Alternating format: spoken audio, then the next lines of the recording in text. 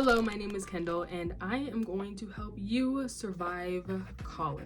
If you are going for even a certification, these tools are going to be really helpful for you. I'm going to be talking about all the things that helped me to actually make it, survive, and not completely crash out in college, even though, trust me, there are plenty of times where I felt like I was having an emotional breakdown. So if you're feeling that, it's very normal. To give a little bit of introduction about me though, my name is Kendall, of course. I went to college and I graduated with my Bachelor's of Science in Business Management, and I graduated at 19 years old. It wasn't easy at all. I definitely was filled with stress, and I really didn't have time for much of anything else. I vividly remember, because there was a lot that was going on during that time, but if there's one thing that I definitely have vivid memory of, it is when I walked downstairs and I went to my dad and I was like, and mind you, it's like 2 a.m.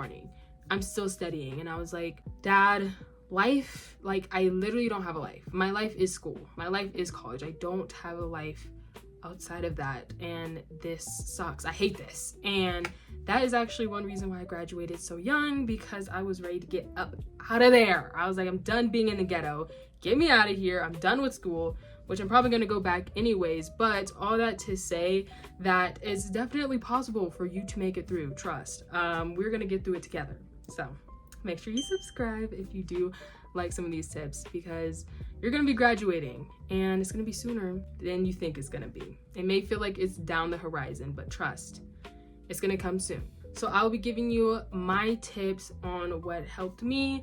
Take some, leave some, adjust some. If it doesn't feel like it works for you, then it probably doesn't work for you, and that's okay, because there are different ways for you to be able to graduate, and just because this is how I did it doesn't mean that's how you have to do it. So without any further introduction, let's begin.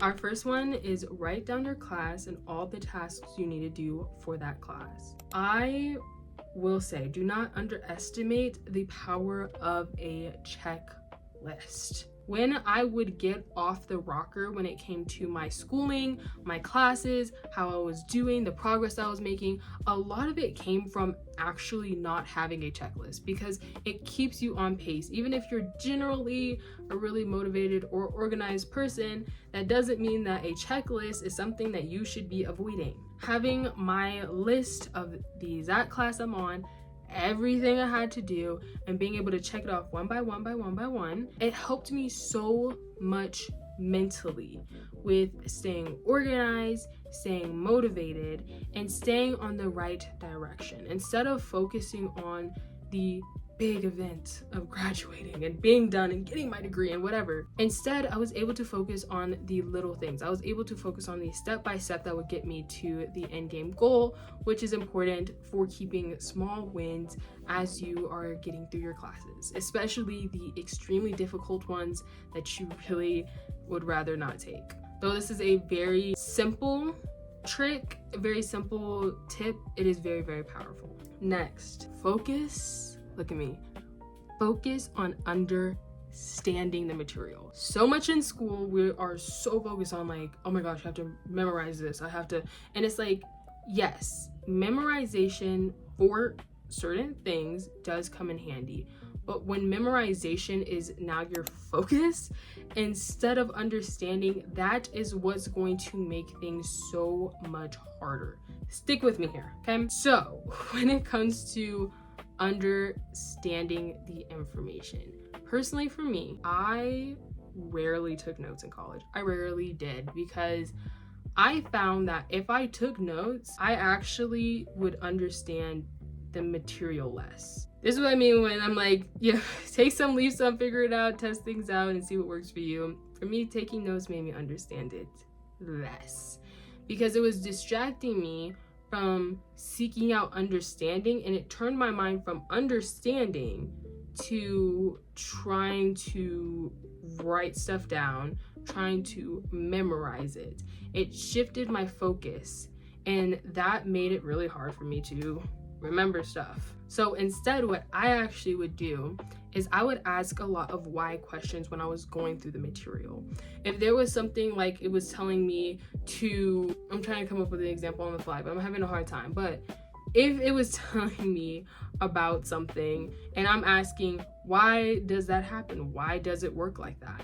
Then I would just research it.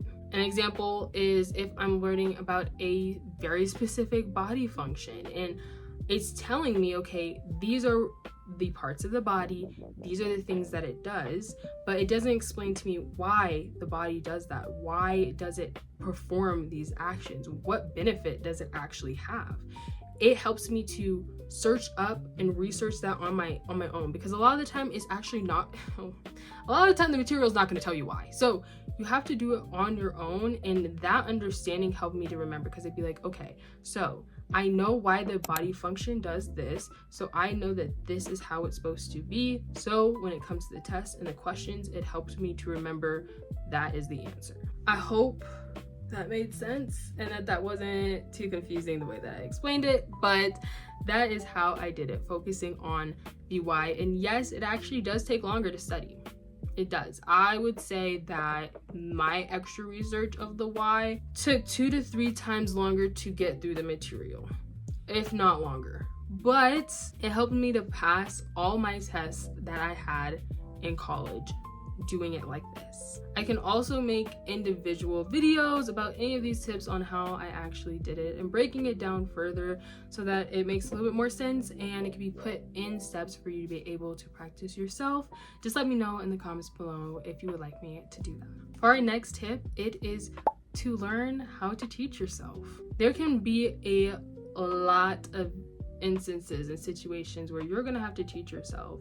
You may not be on campus, you may be doing an online class, you may be in a situation where your professor just literally is not responding to you. And in that situation, you have to learn what to do, because you can't just sit there and be like, well, my professor didn't respond to me, so it looks like I'm not gonna pass. Like, no, you're gonna have to do it regardless, okay? You're gonna have to do it regardless.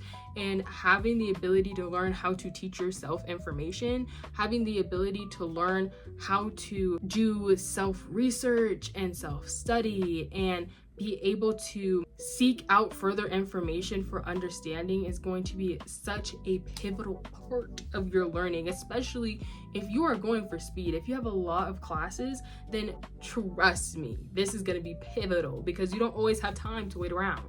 You really don't. You do not always have time to wait around. I can give 2 examples of, like, right off the bat, of situations where I had this for myself. One was I had to take an IT class. Don't like IT, get that out of here. But I had to do this and I was really struggling in the class, and I reached out to my professor, and the dude just doesn't respond. Like, he does not, he never responded. Okay, let me put that. He never responded. It was my last month of college, okay? And I needed to pass this class if I was gonna graduate. And he just simply was not responding, okay? I had 2 weeks left of college, and it was one of my final classes that I had to complete. And he just decided not to email me back, not to call me back. And I kept trying to reach out, and I kept getting hit with a no response. And at that point, it was an example where I had to teach myself. Another situation was I was taking a project management class, and the information just wasn't, no, I didn't like it. So what I decided to do was I went on to YouTube University, and I found a really great project management video where they covered a lot of the topics that were covered within my text, and I used that as a study guide. Even though it wasn't linked, I had to learn how to find videos, vet the videos, because some people, they just get online and they just start yapping and they just start talking. And so please don't listen to everything everybody gotta say when you're studying, because they can definitely lead you awry. But I found the video, saw that the information I was giving was good, and it was explaining it 10 times better than what my professor was. So I decided to use that as another example of self-study. Another thing for passing is be realistic. And when I'm saying passing your classes and being realistic with passing your classes, or being realistic in the time frame, I'm not saying that you cannot do it. What I'm saying is that don't think that it's supposed to look like a fairy tale. Online, you see the most cinematic parts of people's lives. You see the most aesthetic parts of people's lives, even though it's not true 90% of the time, but that's what you are seeing. And so sometimes it looks like, oh my gosh, I'm doing it wrong. Oh my gosh, this should be easier. Oh my gosh, this should go smoother, whatever. And the truth is, don't always work like that, babes. And it's okay. Like me, when I was studying, okay, I would get up at like between 12 and 1 p.m. is when I would wake up. And then I would be studying and taking tests till 4, 5 a.m. in the morning. And during my last during my last month of school, that is what I was doing. Like, that was literally like, I was up all night taking tests, and then I would wake up really late in the day because I didn't get any sleep that night. And let me just say this too, even my coffee wasn't aesthetic, okay? I wasn't over here making Michelin star coffee drinks. I wasn't going out, but I was using instant coffee, straight black all day. That is what I was doing, because it wasn't about the aesthetic. It was about keeping me up. I didn't give a dang about how that thing tasted, okay? We're chugging it and we're getting through. That's a part of it. Did I look sexy and hot while I'm sitting here stressed out, pulling out my hair because I am so stressed and I'm on the verge of crying? No, it doesn't look good. But at the same time, it's not about it looking aesthetic. It's not about it looking cute, okay? It's about finishing and making it happen.